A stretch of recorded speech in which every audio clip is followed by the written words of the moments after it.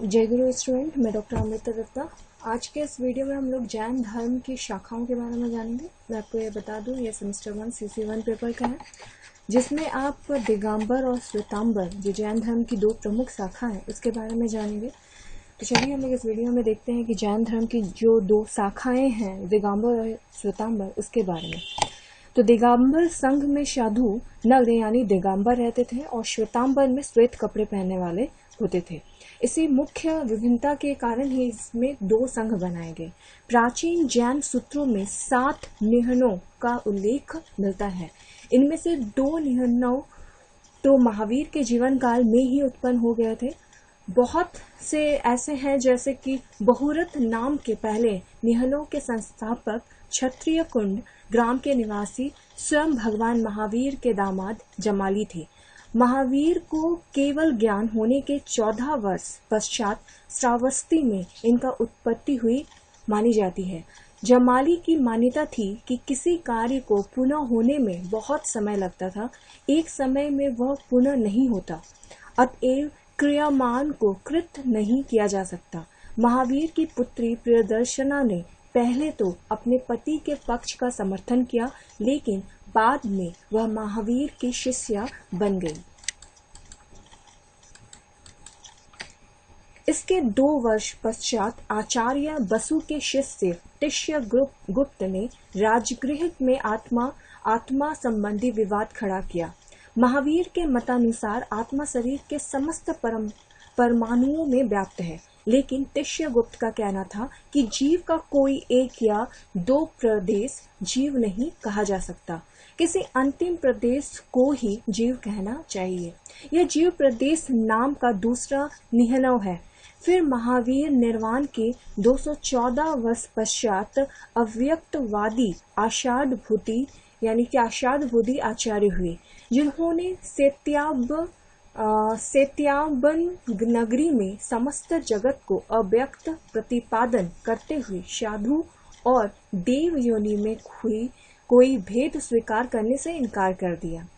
यह अव्यक्तवाद नाम का तीसरा निहनव कहलाया।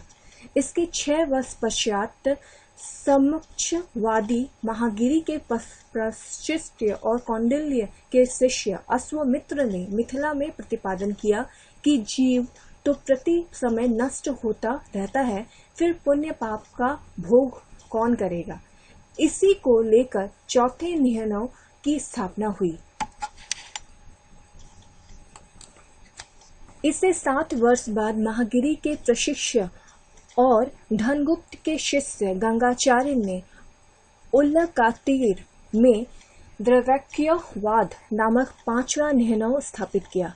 इस सिद्धांत के अनुसार शीत और उष्ण आदि परस्पर विरोधी भावों का संवेदन संभव है। तत्पश्चात महावीर निर्वाण के 544 वर्ष बाद श्रीगुप्त के शिष्य रोहगुप्त अथवा वैशेषिक मत के प्रवर्तक सडुलुक ने अंतरजीय में त्रिराशिवाद का प्रतिपादन करते हुए जीव राशि को पृथक स्वीकार किया। कुछ लोग मंखली गोशाल को इस मत का अनुयायी स्वीकार करते हैं और कुछ वैशेषिक दर्शन को त्रिराशिवाद का अंग मानते हैं। यह 6वां निहनव है। महावीर निर्माण के 574 वर्ष बाद अबधवादी गोष्ठा महिल हुए, जिनके मतानुसार आत्मा का कर्म के साथ बंध नहीं होता, केवल स्पर्श भर होता है। यह 7वां निहनव है, जिसकी उत्पत्ति दशपुर में हुई। दिगंबर और श्वेतांबर में क्या मतभेद है, इसके बारे में भी आपको जानना चाहिए। तो चलिए सुनते हैं हम लोग। महावीर भगवान के पश्चात जैन स्थविरों की परंपरा से पता लगता है कि आचार्य भद्रबाहु के समय तक दिगंबर और श्वेतांबर परंपरा में विशेष मतभेद नहीं था। ईसवी सन की प्रथम शताब्दी के आसपास ये दोनों परंपराएं जुड़ी पड़ गई। दिगंबर दोनों संप्रदाय में निम्नलिखित मुख्य भेद हैं, जैसे कि दिगंबर संप्रदाय में मोक्ष के लिए नग्नत्व को मुख्य बताया गया है, जबकि श्वेतांबर मोक्ष पाने के लिए नग्नत्व की आवश्यकता नहीं मानते। दिगंबर स्त्री मुक्ति का निषेध करते हैं। श्वेतांबर परंपरा में 19वें तीर्थंकर मल्लीनाथ को मल्लिक कुमारी के रूप में स्वीकार किया गया है। दिगंबर श्वेतांबर संप्रदाय द्वारा मान्य आगम ग्रंथों की प्रामाणिक नहीं मानती। दिगंबर संप्रदाय में सर्वज्ञ भगवान केवल ज्ञानी हो जाने पर कवलाहार नहीं कहते हैं। सिंह संघ के अनुयायी सिंह की गुफाओं में चतुर्मास करते थे। इनके नेता सिंह थे। देव संघ के अनुयायी देवदत्ता नाम की गणिका के घर में चतुर्मास करते थे। इनके नेता देव थे। इन शाखाओं के और भी उपभेद हैं जो शाखाओं के नेता साधुओं के नाम पर रखे गए हैं। मूल संघ का सबसे पहला उल्लेख विक्रम संवत के नून मंगल के एक दान पत्र में मिलता है। जो अन्य संघ थे वो देवसेन ने अपने दर्शन साल में यापनीय आदि संघों का उल्लेख किया। द्रविड़ काष्ठा और मथुर संघ को उन्होंने जनाभास कहा है। 20 ग्रंथ यानी कि 20 पंथ, जैसे श्वेतांबरों में चैत्यवासी या मठवासी जति या श्रीपूज्य नाम से और वनवासी संवेगी नाम से कहे जाते हैं, वैसे ही जैसे आप देखिएगा इसमें, वैसे ही दिगंबर के भट्टारकों के मठवासी और नग्न मुनियों को वनवासी शाखा के अवशेष समझना चाहिए। यद्यपि ध्यान रखने की बात यह है कि श्वेतांबर संप्रदाय की भांति दिगंबर संप्रदाय में भी चैत्यवासी नाम के किसी पृथक संगठन का उल्लेख नहीं मिलता है। मालूम होता है चैत्यवासी या मठवासी हो जाने पर भी दिगंबर साधु प्राय नग्न ही रहते थे, लेकिन आगे चलकर उनमें वस्त्र धारण करने की प्रवृत्ति चल पड़ी।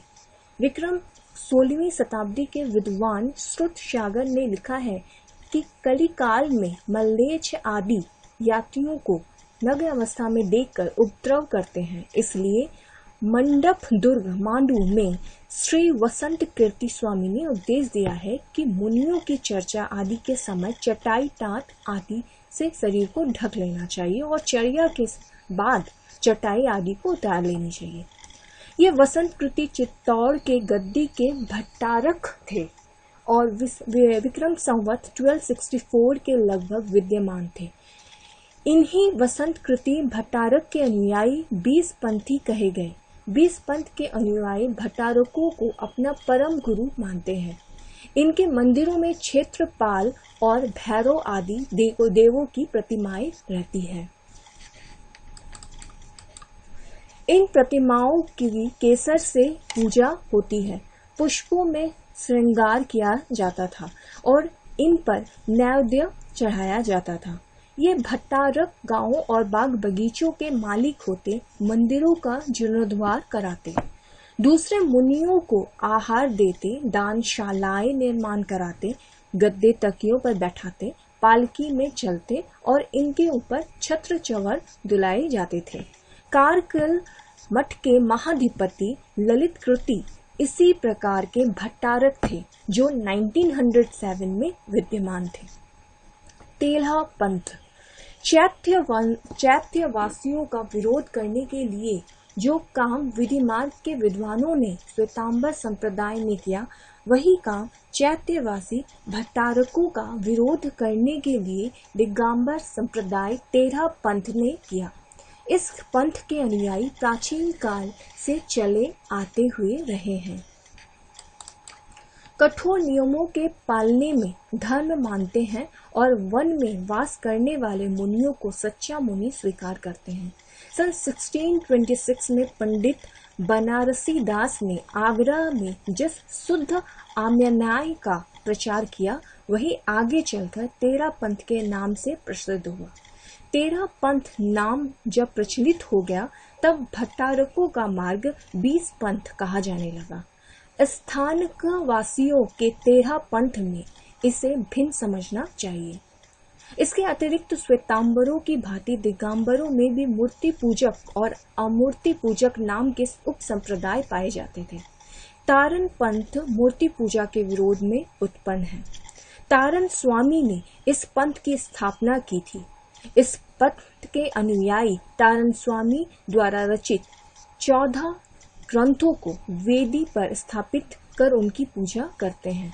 जैन दर्शन के प्रखर विद्वान पंडित कैलाश चंद्र शास्त्री के अनुसार तारण पंथ और स्थानकवासी जैसे संप्रदायों को उत्पत्ति में मुसलमानों का मूर्ति पूजा विरोध भी एक कारण था। श्वेतांबर के दो भेद हैं।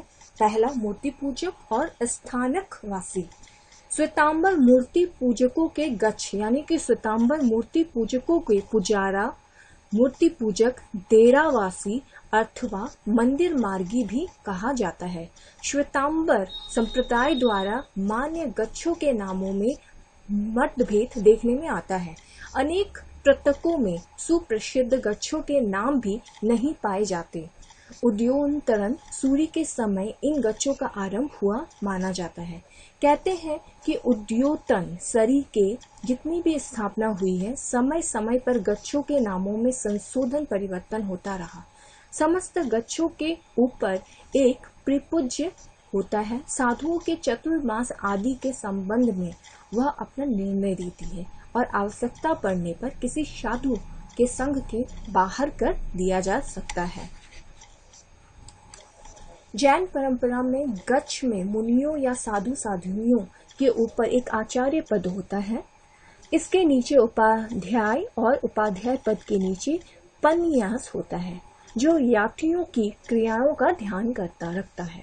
पन्यास पद के नीचे गणी पद होता है। वह भगवती सूत्र तक का अभ्यासी होता है।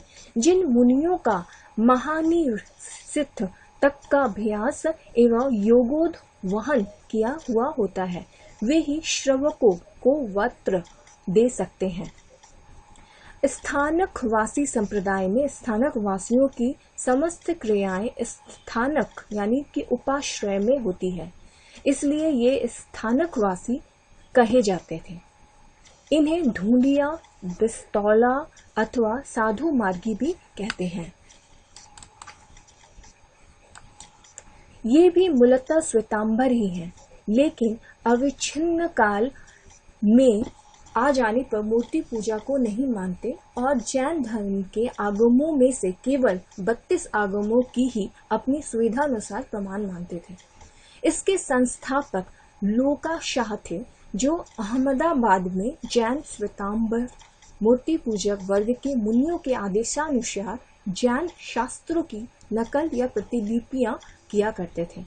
कुछ जैन मुनियों के साथ इनके द्वारा किए गए प्रतिलिपि कार्य में दोष के कारण विवाद हुआ और बाद में इन्होंने दवेशपूर्ण तरीके से यह प्रचलित करना शुरू किया कि इन्हें आगमों के अध्ययन से पता चला है कि इनमें मूर्ति पूजा का उल्लेख नहीं है तथा सभी आगम प्रमाण नहीं माने जाते हैं।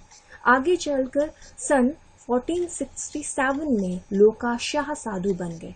इन्होंने लोका अथवा लोपांग संघ चलाया। भानजी नामक श्रावक उनका प्रथम शिष्य हुआ। वीर के पुत्र लवजी ने लोका मत में सुधार करने का प्रयत्न किया, जिन्होंने धूनिया नामक संप्रदाय चलाया, जो बाद में लोका मत का ही समर्थक हुआ। इस संप्रदाय के गुजरात में अनेक शिष्य पाए गए हैं या फिर गुजरात में अनेक शिष्य बने हैं। इस वीडियो में आपने श्वेतांबर और दिगंबर के महत्वपूर्ण बिंदुओं के बारे में जाना और मुझे लगता है कि श्वेतांबर और दिगंबर के बारे में अगर कुछ भी बारीकी से आपसे पूछा जाएगा तो आपको लिखने में कोई प्रॉब्लम नहीं होगी।